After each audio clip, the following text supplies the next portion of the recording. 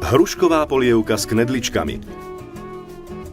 Na prípravu potrebujeme 2 hrušky, 200 g syra ricota, 50 g pistácií, 50 g kryštáľového cukru, citrónovú kôru z 1 citróna, 1 vajce, 50 g krupice, lístok mäty na dozdobenie, 50 g medu, 1 struk vanilky a pol litra Hubert Deluxe. Jemne skaramelizovaný med podlejeme 2 decilitrami sektu, pridáme zrnko čerstvej vanilky a prevaríme. Do horúceho sektu pridáme guličky, ktoré sme vykrojili z hrušky. Odstavíme, vychladíme a necháme odstáť cez noc v chladničke.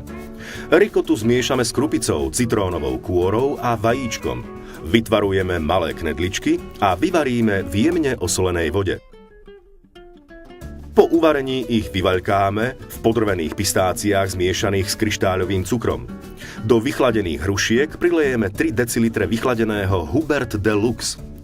Do taniera s polievkou vložíme 3 knedličky a dekorujeme vykrojeným kúskom hrušky a mätou. Odporúčame podávať s vychladeným sektom Hubert Deluxe. Dobrú chuť!